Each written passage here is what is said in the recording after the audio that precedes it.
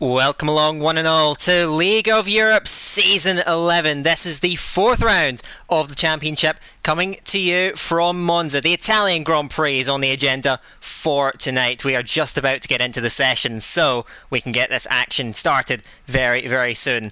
To take you through the action tonight, it is myself, Daka, or we'll be referring to as Dan, and unfortunately Jake isn't here tonight, but I do have with me an absolute trooper, because he's also doing D3 immediately after this. So, ladies and gentlemen, welcome Cool Dude Boy, or Jonathan as we'll be calling him.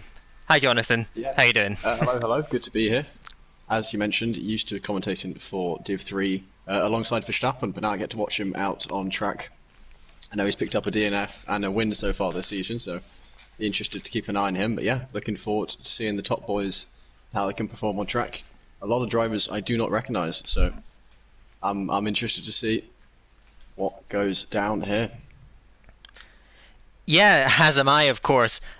Maybe not quite as much intrigue on my part, but certainly a lot of excitement, because the first three rounds of this championship, very crossed up. We've had three different winners, as you mentioned, Verstappen in Silverstone. Back in Jeddah, we had Lifebout winning after a last lap duel, a grandstand finish against Shadowglow. And of course, last week we saw Russell taking out the race win there after a dominant showing at Zandvoort. So we will move on next to the Italian Grand Prix at the Temple of Speed here at Monza. We get into it. It looks an overcast qualifying session, so we'll see if the weather is going to hold up. But around this circuit, well, you can tell you what the average speed is. For these guys in D1, they'll be hitting an average speed of around about 266 kilometers an hour, about 165 miles an hour. And well, that kind of speed, it is incredibly blistering, and that should hopefully reflect the action out on track, Jonathan.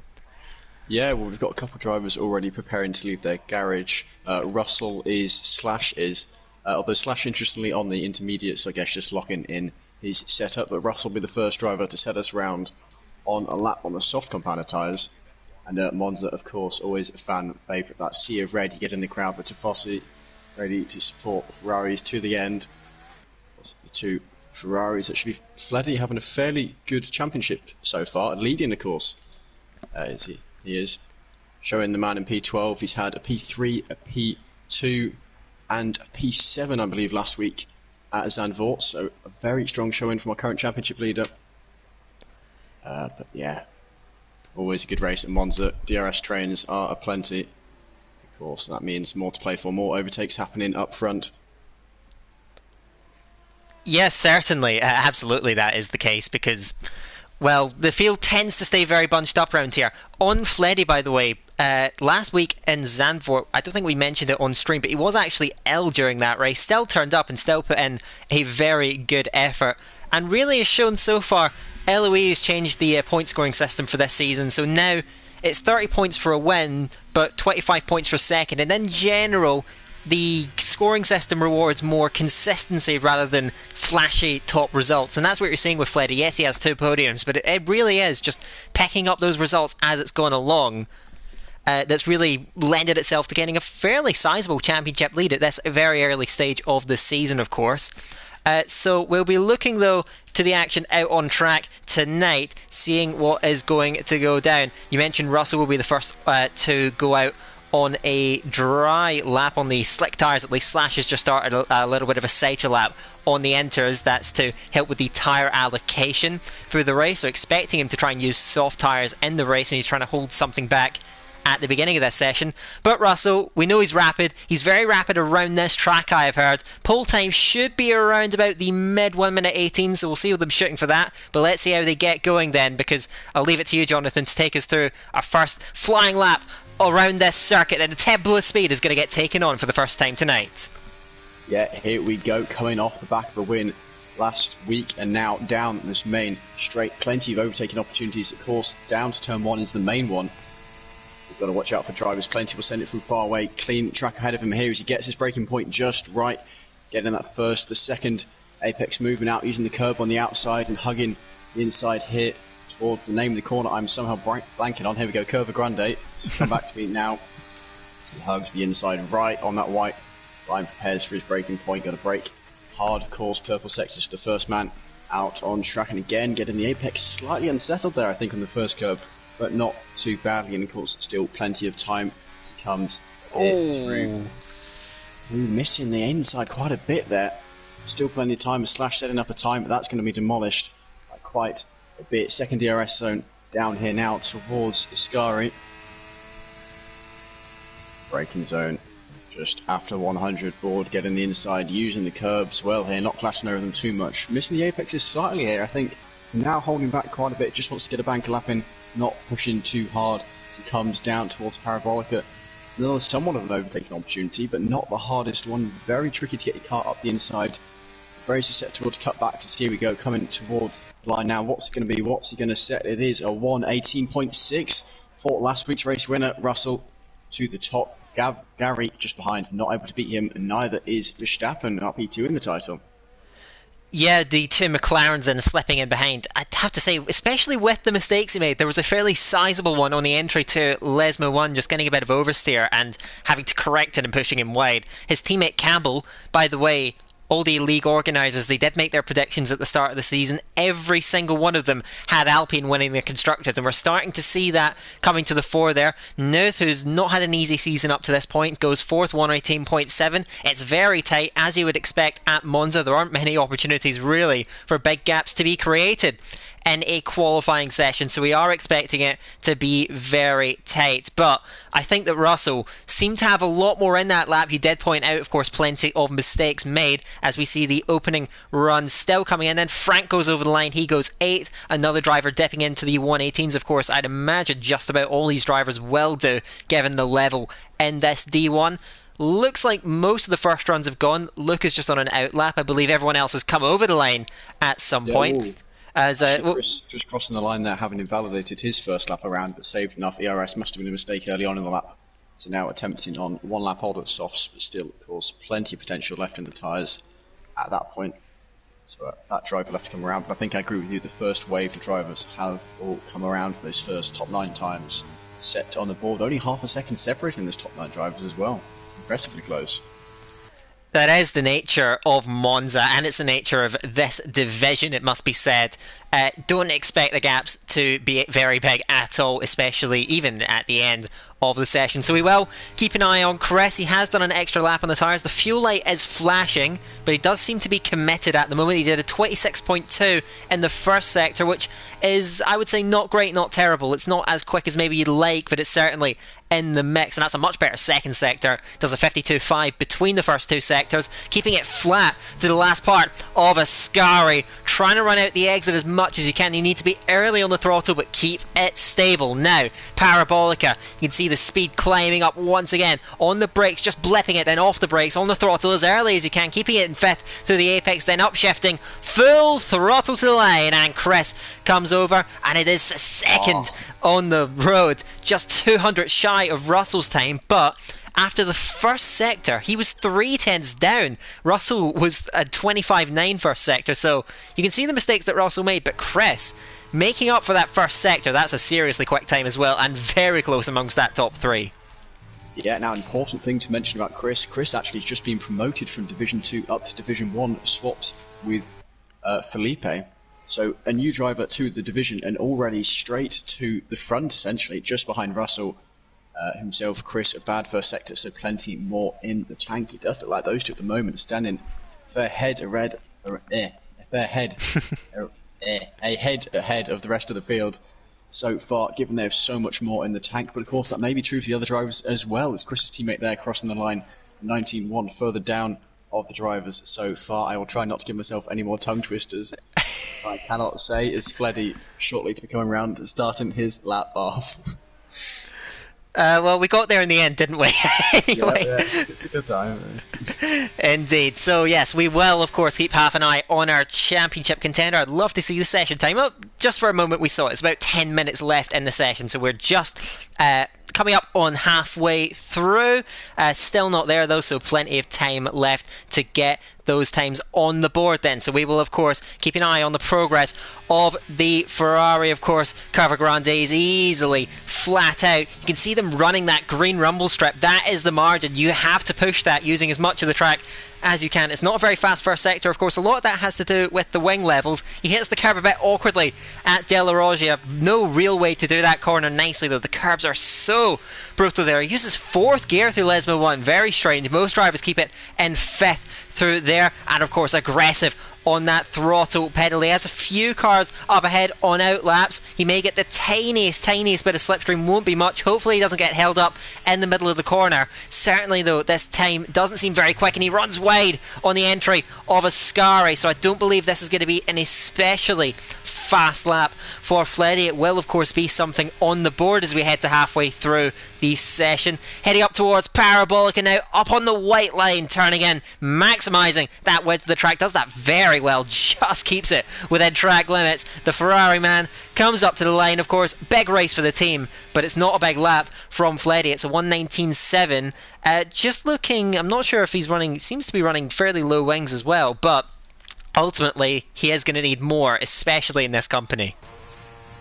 Yeah, well, I think actually something we can point out, Russell hit such a fast first sector. That's indicative of him going for very low wings. Going to make it much slower for the likes of Ascari, 2 right-handers that I always forget the name of. But it means down the straight he's going to be such a pain to get past, and he's going to be such a menace when it comes to overtaking. But he's really one to keep an eye on. Because if he can solidify himself in the lead, it's going to be like Vettel in the early 2010s. He gets to the front and he stays at the front. No one able to get past him. The shadow here, the man currently sitting P8, the Williams driver, just said in the purple first sector. I think it was a 10th.5 green for him. They're looking strong in his lap so far. Should be the next driver to get to the line, unless I'm missing anyone out. Fairly clear track ahead of him. There is a McLaren to worry about. At the moment, the driver looking good, looking confident with his lap. And of course, that's quick. One later, 3/10 now.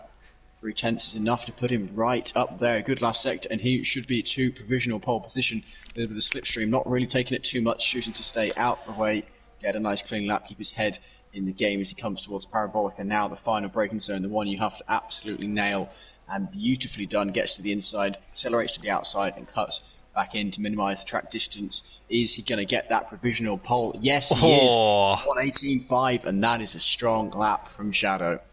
Very nicely done by him. That is serious, and a margin of more than 1/10 of a second. It might not look it, but it is a very substantial gap around Monza. Lifeboat comes over the line. Former Division 2 champion, round 1 winner, of course, back in Jeddah. He goes 10th, 1:19 flat is that time. So we'll keep an eye out then. There is a Williams, an Alpine, I should say, going slowly. I think that's Russell soon to start in his fly lap. Yeah, he's just going to open that one up very, very soon. Verstappen is heading around now, just fractionally up, heading through the middle sector, just by about a couple of hundredths of a second, coming up towards that final corner. Mustache has gone off. I think that's out of Ascari. You can see an AlphaTauri stranded by the side of the track. Nutic is coming past them with the Ferrari. It's not far off the racing line at all. Mustache, though, a bit of an off for the reserve driver driving in the AlphaTauri. Verstappen, by the way, did just about improve onto an 18.6, but that is a big blow for Mustache because he's P11 for now, but I suspect that won't be P11 by the session's end. Yeah, Backy there moving up into P7. Got a quick glance at his tyre. His front left was missing, so must have just got onto the curb, lost it, spun off into the wall, and just taken himself out of the session. And that's the thing, risking it so early on in the session when the lap times still have time to improve with the track progression. Really a risk he might not want to take, but of course it's happened to him now and he's got to deal with the consequences. Gives himself a chance to have a bit of a breather, a bit of a break, but it can knock your confidence for the race. We've got 5 minutes 40 left on the clock. Is that a driver I just saw fly past to get to the line? Possibly. I expect Russell to be getting to the line soon. He's coming towards Parabolica now and he's got 800ths going through the first 2 sectors. 800ths though, it's only really enough for P2. Shadow far enough ahead. Where is he going to be? Is it P1? Is it P2? It is oh P2. My word! It's the same time! Wow, that is incredible! Right to the very thousand. I thought it would be close if he just found a little bit more time in that last sector. He did. And, well, it wasn't quite enough for pole. There's no countback based on who set the time first in the Codemasters game, so that is a gap based on tens of thousands of a second. That is unbelievable to match the time exactly. Of course, I believe both those guys have used 2 sets of softs. They may not want to do another lap. They may do. We will see. But my, oh my, to be covered by exactly nothing. 5.7 kilometers of racetrack. No difference between the top 2 cars. And, well, 2 times still at the front. But especially with so many drivers queuing up, you can see the 18.5 for Gary that he set just before. Then a run of 18.6s, 18.7. Those 2 times, they are on top, but they're still vulnerable, Jonathan. Yeah, oh, definitely so. And the fact it's just so close. You can see the level of competition here in Division 1 of LOE. So close. And our championship leader down in P14, he's just starting off another lap now. 10th and a half in the first sector alone. He's got time to find. He's got a lot of time to find, actually. Not a perfect chicane from him there. But, of course, so much time left. And Shadow's retired from the session. Interesting. Okay. Used 2 sets of softs, and he's called it quits. They're not going to try and improve. That'll give some confidence to Russell, knowing he's got no competition. Russell finds 1,000th. He's ahead of Shadow. Of course, he would have liked to find that 1,000th earlier. But that still gives him more breathing room, as Gary also happy with his lap. Fleddy lost a bit of time. Oh, actually, just seen a tyre on the side of the track there. I don't know if you saw that one. But lost a bit of about half a tenth there in the second sector. Still, however, a tenth up on his previous lap with a mistake in the last sector. Or is Fleddy just really struggling here at Monza as he set up his car wrong? Remains to be seen. Ferrari at Monza, you want it to be iconic. Is it going to be? Where's he going to be? It's up to P11 for him and 19 flat. Still not even in the 18s for our championship leader. Yeah, that is quite surprising. Of course, it is only about half a second off of pole, but ultimately that means the world. And, well, Fleddy, I wouldn't exactly call him a qualifying specialist anyway. Typically, consistency over the race distance, that's his strength, although I'm sure he would have wanted to be further up the grid than that. Most of the drivers sitting in the pit lane. We have the traditional late session lull here just before, and I've also spotted the tyre at Ascari. It's just hilarious, isn't it? The one that came off of Moustache's car, presumably, and it hasn't been cleared. I assume so. Yeah, the tyre wanted its moment in the sun. Rocco having a moment there through Parabolica. Catches his car, but of course invalidates because he went over the white line. Has to pull into the pits now. Actually, I'm not sure why he's pulled into the pits and why isn't just saving his tyres and going round again. He's retired, he's done. That's him for the session. That is surprising. I think the right decision there would have been to go round again, not take too much wear or ERS off the tyres and go for a lap after that. But I guess not happy with that mistake he's made and just chosen to end his session there. Right, who have we got coming to the line next? Fleddy will be coming into the pits here, so he won't be going for another lap. Might have time for these fast change of tyres in the pit lane. I do not know. No, he does retire. Okay. Well, he'll know better than me. That is for sure. Then Lifebout looking to be the next driver to set a lap. Currently P10 half a second behind his teammate. Half a second, of course, behind the same man. Provisional pole. He has managed to win so far this season, but his other 2 races have not gone particularly well. Was it a P15? I'm blanking on the point system, which isn't particularly good of me. Yeah, P15 he got last week at Zandvoort, which is nothing compared to win he got at Jeddah. But here we go, about to start off on his lap.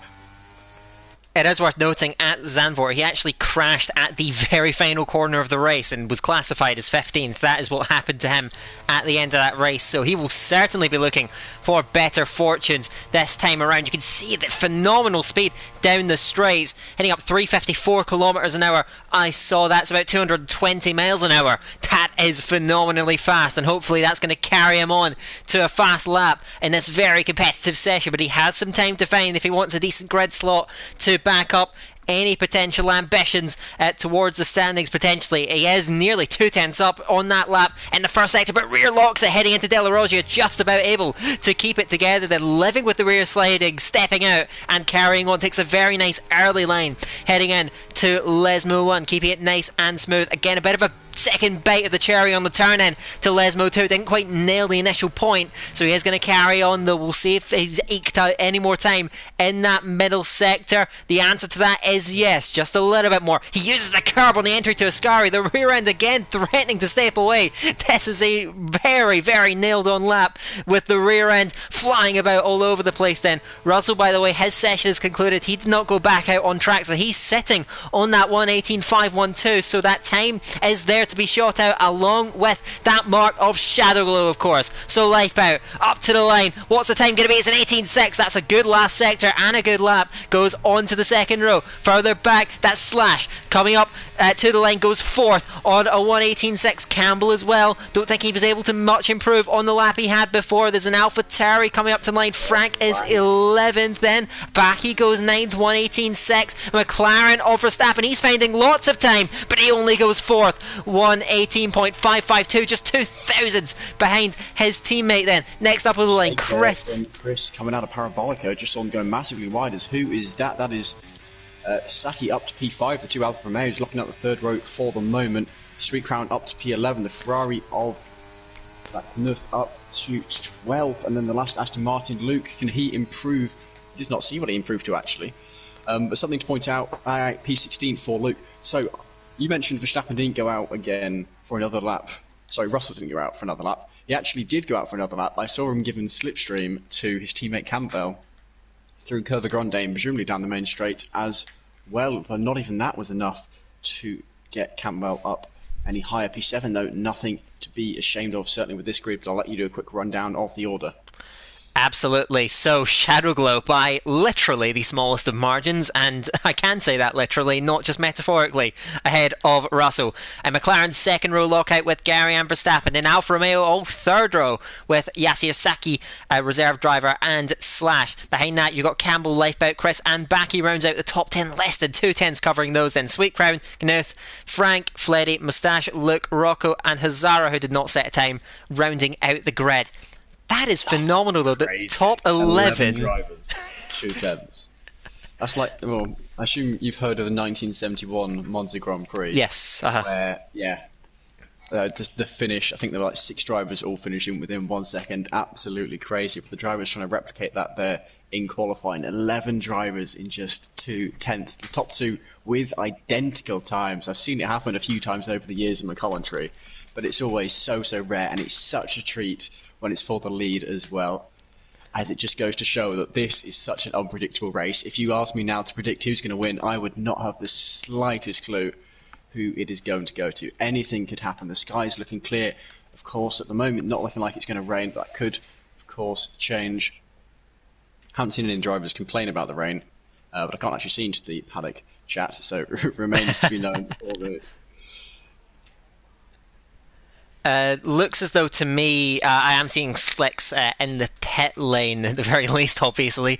Of course, we don't know how it's going to evolve later on. That would only purely be speculation on our part. And speaking of speculation, don't worry, I will not burden you with asking you to pick a winner, because I agree, it is a very tough call to make. So they set off on their formation lap, and of course the thing we're looking out for on the formation lap is the choice of tyres. And well, let's have a look at this, because well, the majority of the grid going for the yellow wall medium tyres, but very interestingly, most of the drivers at the top, including the top 4, then you've got Campbell and Baki, all opting for those red wall soft tyres for explosive speed coming off the lane. So really, I think this is a difference in priorities here, where the guys at the front are more worried about keeping that track position, so they want to get the faster soft stint. The shorter stint, of course, these tyres aren't as good in the race, but they're very interested in staying up at the front in a track where overtaking, of course, is very easy. Yeah, well actually, of course, interestingly, Baki down in P10, he can't run away with it. His job is to work his way through those 4 medium runners as quick as he can. Same for Campbell, those 2 medium runners. Third of the field up with the soft, the other 2/3 going for the mediums. If you're going to go for softs, you have to make the absolute most of them. And actually, it's to the benefit of those on softs, if there's less soft runners throughout the field to be fighting amongst themselves, those top 4 drivers, they're going to try and pull away. But Slipstream DRS might not make that particularly possible. It's a lot easier to follow drivers through Monza than it is some other tracks. So remains to be seen. But of course, that McLaren wall there, they're going to be wanting to work together. I wonder if they'll work together to try and get past Russell and Shadow, or if their job is just going to be do everything they can to escape the DRS range of the two Alfa Romeos behind. And also, if they can do that before Campbell can catch them, that is even more important. So we'll see how the strategy all plays out. I'm sure it'll be very complicated, as Verstappen has lost the ability to warm his tyres, as has Luke. I did not see what caused that in the background. I don't know if you caught that. To be honest, I was watching the very front of the grid, and to my eyes, Verstappen just disappeared. No idea what happened to him. Maybe I just didn't quite catch that, and certainly no idea what happened to Luke. Luke especially is going to be hurt by this because, of course, those medium tyres need all the temperature they can get at the start of the race. They will not function quite as well straight off the mark. Everyone now parking on their grid slots. The rear of the field now settles, and we are raring to go racing here at the Temple of Speed, Monza, the Italian Grand Prix, just seconds out. So, 18 drivers all sat there waiting and waiting. Out and still waiting. The lights aren't going yet. They are all in. I watched the last Haas roll into the grid slots. I don't know if one driver is deliberately not rolling in, but the lights are still not out. Moustache retiring from the session. Interesting there. What is that about? A DNF from the man who crashed in qualifying. Very, very strange. But still we are not going. It is. We've already lost one driver and the race has not even started yet. The lights have not gone yet. I'm watching them. I'm keeping an eye. I can see them from Shadow's point of view. The man on pole, he's waiting, but nothing is happening. I'm waiting for an indication of potentially having a lobby restart here because, well... Yeah. This typically it's only one person that's lagged out that tends to cause these kinds of issues. So we're not sure what the root cause of this is at the moment, but yeah, as of now, I'm just staring at a grid, and I don't see any way that this could possibly get underway. And yes, just a bit of confirmation. I know that you can't see the D1 chat yourself, Jonathan, but we are getting this race restarted, which I know that there's and there we go. Yeah, I think we are now gonna get this refreshed with a grid based on the qualifying results, I would suspect. So that will take some time to get set up. So I suppose we'll have a responsibility of just carrying this stream for a little while. And it's weird. I've not seen this happen for quite a while. Normally there's one main driver that will do it, and once they get kicked from the lobby or whatever, once they leave, it fixes itself out. And that's what I was expecting once we saw that DNF from Moustaches. Here we go. Actually, the lights are going up for me. There we go. 5 lights. Yep. Of course, the race not going to happen. Most of the drivers have left the session. Some drivers are racing away here, but of course, it has been a confirmed lobby restart, so I don't know how long this will last. Shadow's dropped down. I mean, you can see as he goes to it. Yeah. I don't know how many of these drivers are actually drivers. Some of them clattering over the curbs, doing a few fancy little donuts, whatnot. I see a front wing littered as a VSC already. Look at all those penalties. There's yellow flags, warnings. Oh, the new lobby will be up shortly, just to comfort our viewers. Yeah, if you're just tuning in right now, these aren't the driving standards that we normally have in Division 1. I think actually what we are watching here is just a pack of AIs going around for the most part, and just a small group of human drivers that have actually remained in the session to this point. I myself, I'm waiting for an invite, and if any drivers are listening in on this, I should implore you to get into the lobby as quick as possible, just so we can get the grid set up. I imagine that's what we're going to be running with then. So restarting with that quality grid. I imagine, of course, the league organisers can use the stream as reference just to get the order set up, because I did go down the entire grid order. So that should be fine. But yeah, other than that, well, we're just going to... You know what? I did such an effort to building all of that up, and ultimately all for naught in the end. So we'll have to wait to get it going yet again. So yeah, I suppose this is just the standard teething issues with these Codemasters games that we run on. Oh dear. Well, as long as your game doesn't crash, then the stream will stay up. Although I'm just watching on the screen, the stream now, where you've got 2 floating champagne bottles alongside Scoop Down on the top of the podium. That's a new one. I don't think I've seen that happen before. Codemasters doing their best, so please excuse the technical issues if they're going on. Oh, oh, my game is now crashed. Um,